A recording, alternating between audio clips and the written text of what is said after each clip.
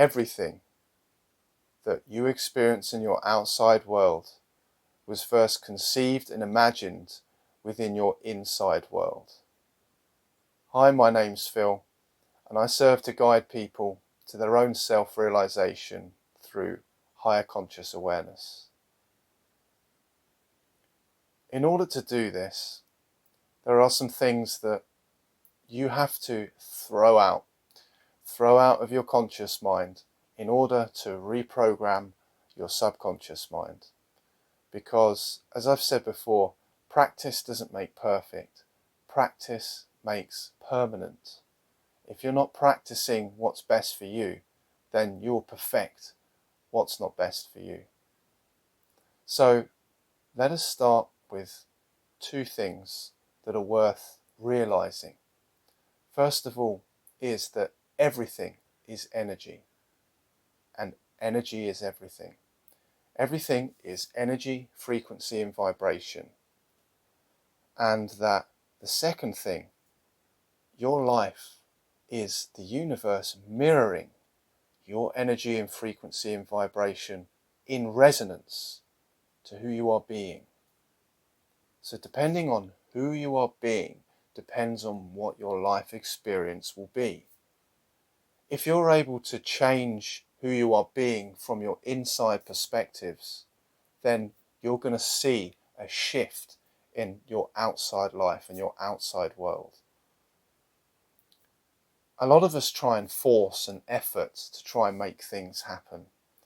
We like to get very heady and mental and try and plan out logically, what do I need to do? How do I need to get somewhere? This in itself can be a very powerful tool, but it is only a tool and not a way of being, because we are very much programmed or even educated into that being the way of how you get things done. But it simply isn't, or it simply isn't the most effective and efficient way of you being able to receive what you feel you deserve or what you feel is calling you. So let's start with the idea that one of the most powerful ways to be able to understand that the world is happening or your life is happening for you and not to you is this. And if this is a bit of a jump for you, then perhaps it's time to turn off now. That is that you are a spiritual being having a human experience. You're not a human being having a spiritual experience. What is happening is we have two parts to our mind. Well, there may be many more, but the two parts I'm going to speak of are the ego mind and the higher mind. The higher mind is what you were born into this life with. It very much contains your genuine true self, your true frequency and vibration. Your ego self is something that has been learnt through your life experience, has been programmed in, has been observed by others' actions, by how you see things playing out in a linear and logical order in the world. Getting in touch with your higher mind is going to help you to quantum jump, essentially. It's going to remove that barrier of things happening in a linear way. Yet because of the way our society operates, not as a negative, but it serves an outside force many times. So we are programmed in with these ways of feeling that we have to even suffer, or we have to progressively move towards something, that certain achievements have to be made in the outside world in order to get a well-paid job, for example, which simply isn't the case. I'm sure you'll see that many people on your journey, whether they are film stars, whether they are genius writers, many different types of people, even chefs, music producers, artists, these people didn't go to school or they dropped out. And that's because they were able to follow their own intuition of their higher self of their true core frequency and vibration in order to match the resonance and have that life experience that is who they are supposed to be. So how do we start to remove some of these programs that have been installed into us? To put it really simply, there is only one thing that has been sung about, for example, by the Beatles. All you need is love.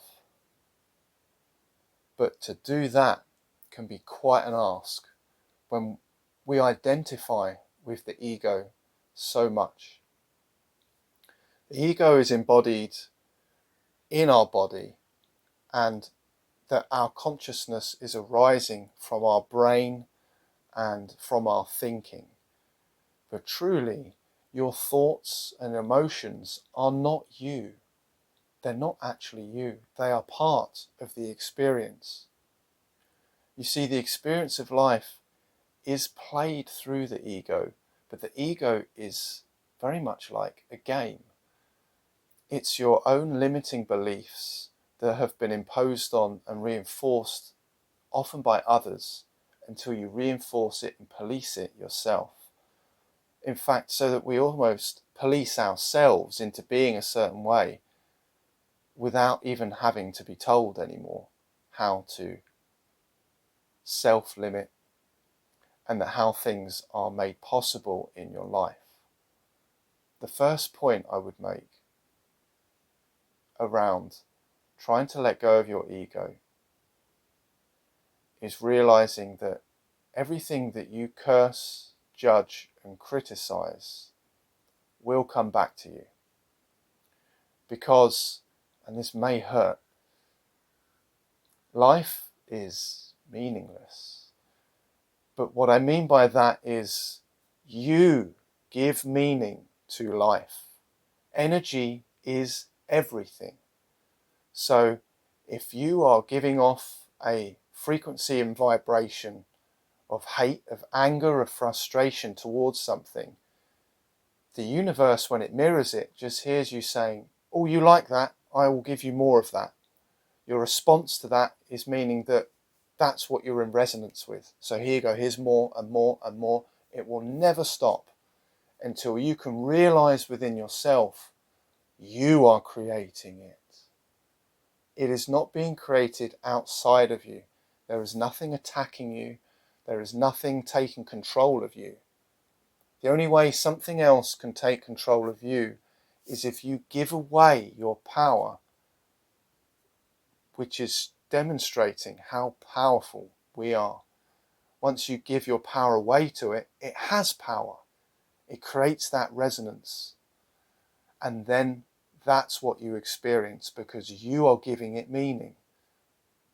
This is why I said all you need is love.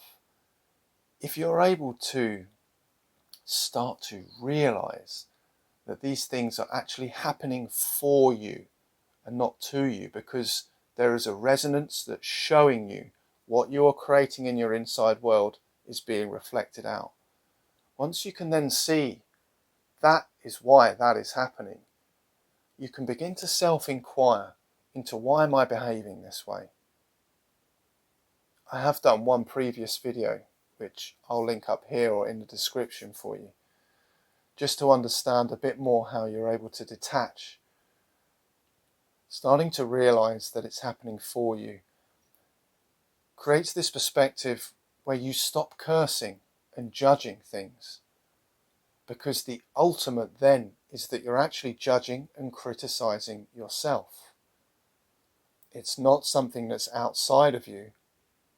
It's something that you've unconsciously given power to, which is why you do the self-introspection, to be able to bring it from the subconscious or the unconscious into the conscious. Because once you can then put light on it and see it, it dissolves away because it loses its power, because you have all your own power. So, practice makes permanent. This is something that, because of a lot of the subconscious programming that we are all privy to in this life, some work needs to be done to shake that structure up within you. And you will notice, I guarantee it, once you start to put some work in, some conscious realization, you will see things changing and shifting in your outside experience through synchronicity. And that is because your higher mind is connected up into the universe. The ego is just down here within your body. So truly, the ego doesn't actually exist. It's a non-existent thing, other than in your own mind. It doesn't exist in nature. It doesn't exist outside of you. It's only inside. Whereas your higher self is connected to the outside of everything and the universe, which is why once you're able to tap into that, which comes through intuitive impulse, you see things happen in a synchronicity or in a synchronous way, because you are quantumly connected to everything in existence. So working on the ego is what's going to truly be able to start to break off and dissolve, diminish those effects of unwanted things happening in your life. So self-compassion. You need to understand that you need to fall in love with yourself. You need to respect yourself, and not with a tough forcing, but with an allowing and understanding you are unique.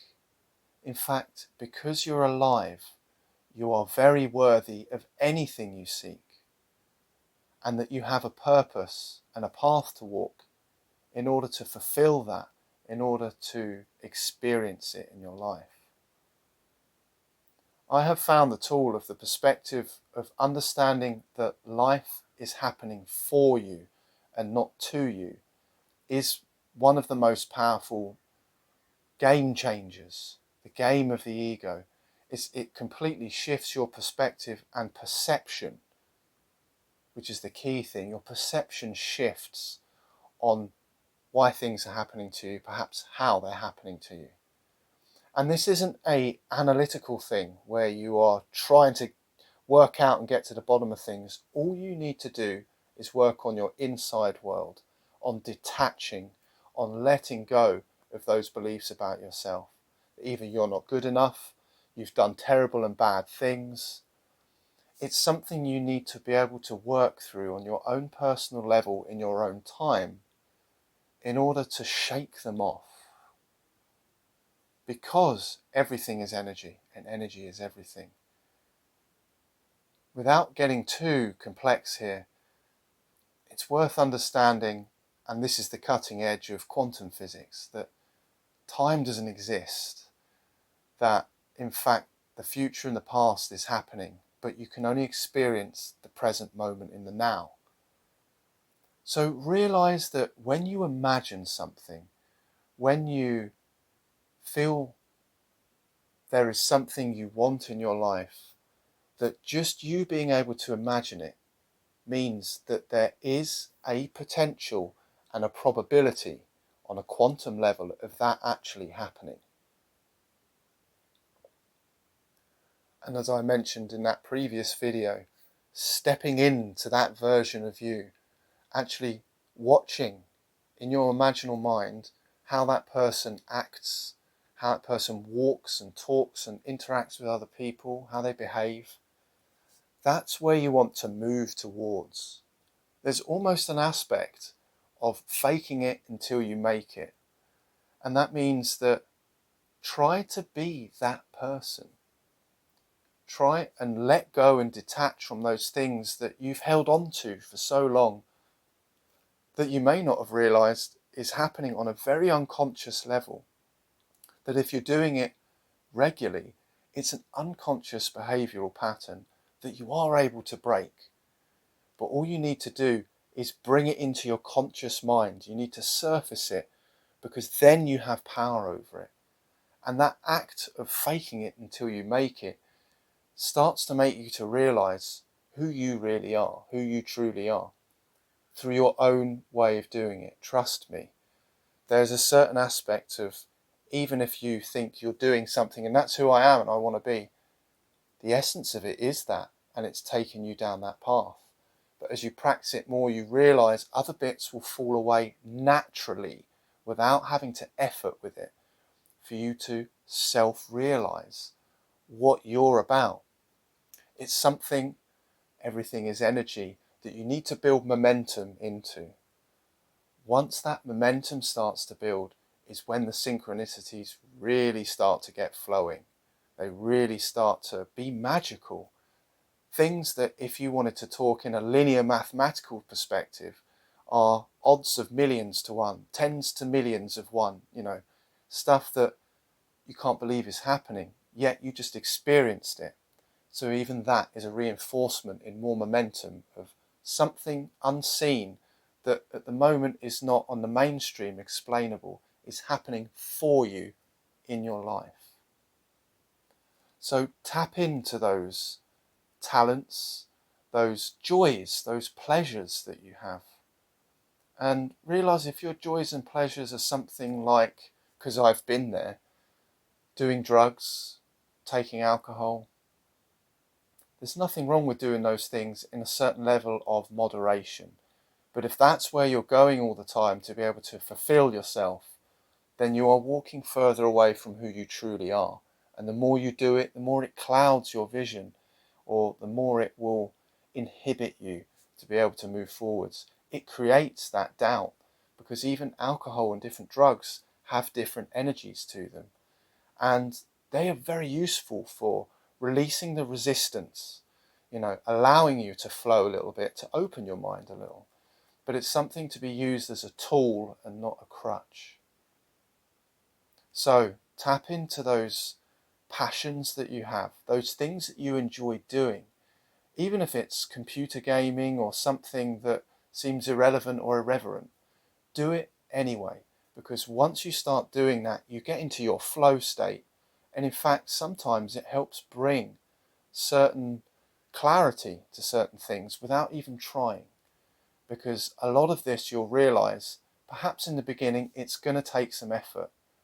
But through time and through practice, that effort will alleviate and things start to flow more naturally. But you have to take those steps first. You have to be bold, perhaps. You have to be willing. You have to create the intent, because everything really is intent, or intention and attention. That is going to steer and focus you, which is why we say you pay attention. It's a currency. It's one of the most powerful currencies you have is your attention. So pairing it with your intention to where you want to move towards can create an unstoppable force within you. That's it for today. I hope that was helpful for you. If you have any questions or you've got any comments, please write them down below and like the video if you enjoyed it. Much love to you, and I'll see you in the next video.